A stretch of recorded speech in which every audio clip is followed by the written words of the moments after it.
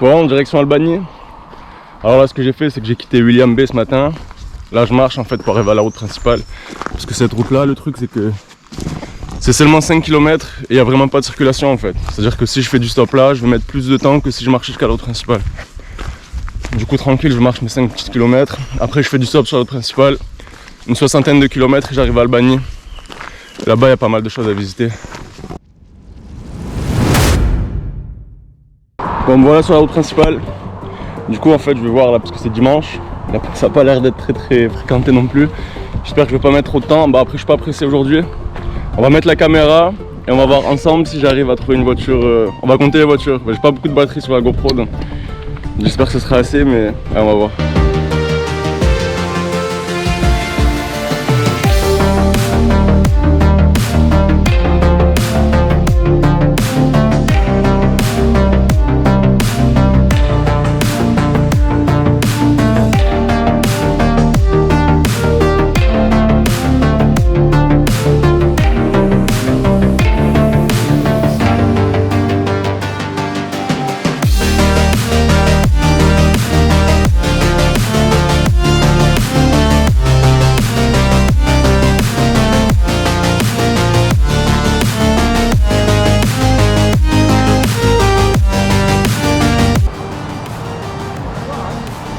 To Albany? Huh? Albany?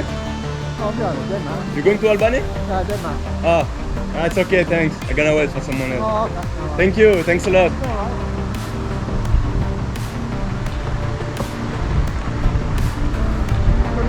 Thanks.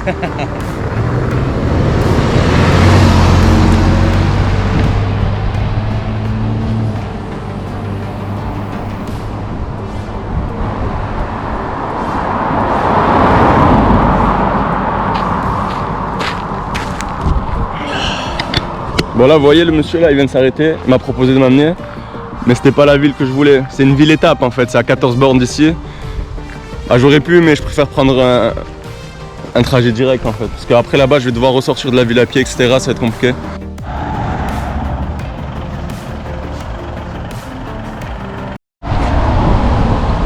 Ça y est je suis à Albanie. Bon il est à peine midi, même pas, 11h et quelques. On va aller explorer un petit peu la ville, ça a l'air vraiment sympa, pas mal de trucs à voir. Ouais, c'est parti. Bon, Albanie, c'est vraiment une petite ville, mais c'est assez intéressant parce que c'est une ville historique. Moi, je vous recommande de prendre un peu le temps de visiter. Il y a 2-3 musées, il y a vraiment des trucs pas mal à voir.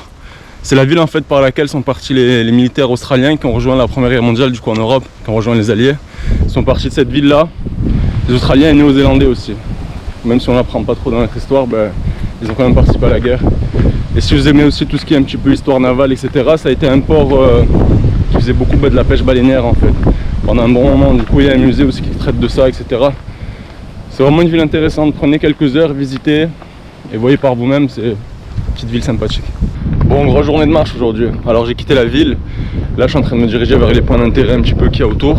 Du coup de belles plages, des petits trucs à visiter, etc. Et c'est à 20 km. C'est-à-dire là je marche 20 km, je pense que je campe là-bas ce soir et je refais 20 km de même parce qu'en plus c'est sur mes propres pas que je vais revenir. Et je pense pas que le stop marchera, il n'y a pas l'air d'avoir beaucoup de voitures, etc. Mais bon, c'est plutôt agréable, regardez, je marche sur une petite piste cyclable. Il y a des bruits bizarres dans les herbes là, il doit y avoir des petites bêtes. Enfin voilà, en tout cas je vais voir ça, j'espère que ça vaut le coup parce que je marche beaucoup quand même.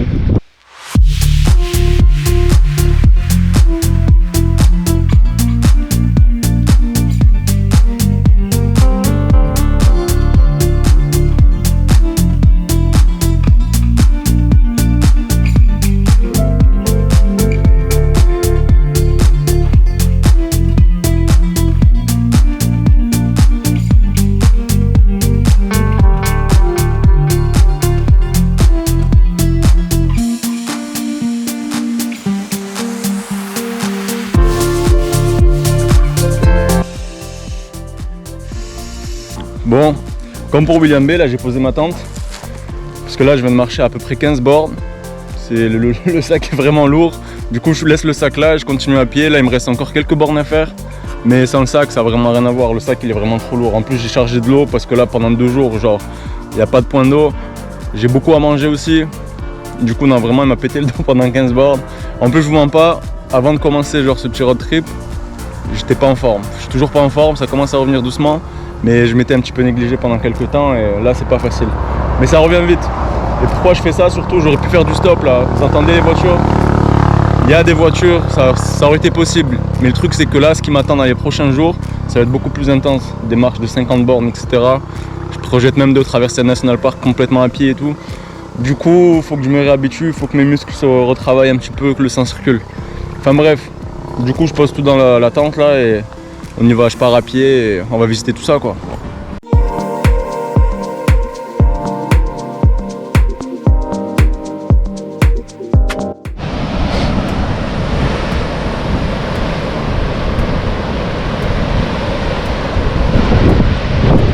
Voilà, je suis à Blowhole. En fait, c'est situé dans un petit national park en dessous d'Albany. J'ai oublié le nom, je vous le mettrai en bas. C'est un nom vraiment bizarre. Et c'est vraiment impressionnant. Je sais pas si ça rend bien d'ici, mais vous voyez en fait les vagues s'écraser contre les rochers. C'est vraiment impressionnant. Bon, je peux pas descendre plus bas. Déjà là, je suis pas en confiance. Mais c'est vraiment beau.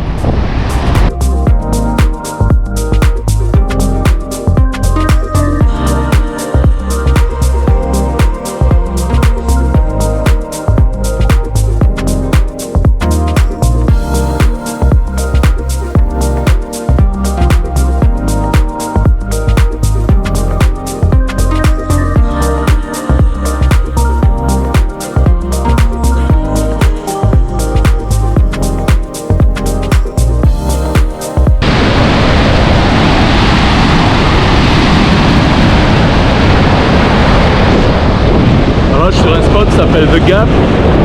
En fait c'est l'érosion qui a créé un trou de malade dans l'eau, dans la roche. Vraiment c'est assez ouf. L'eau s'engouffre vraiment loin dans la roche quoi. C'est assez impressionnant. De là vous le voyez peut-être pas mais c'est vraiment haut et c'est vraiment impressionnant. Même là je suis pas en confiance, hein. Je suis sur un genre de truc comme ça là, si ça lâche là, terminé. Là c'est vraiment impressionnant là.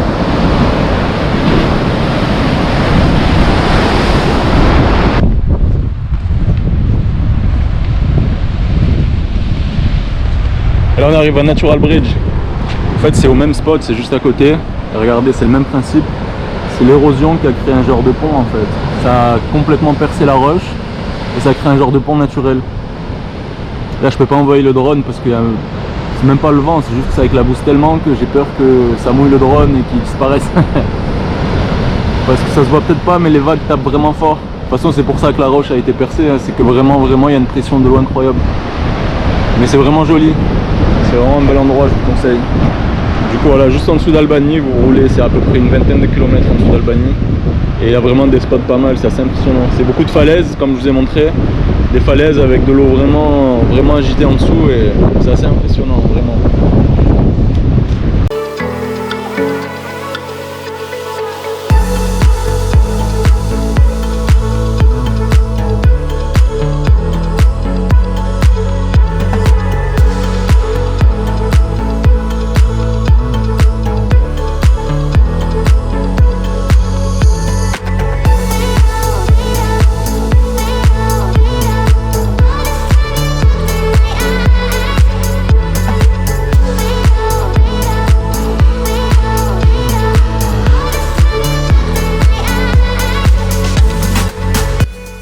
Voilà, le réveil est un peu compliqué là.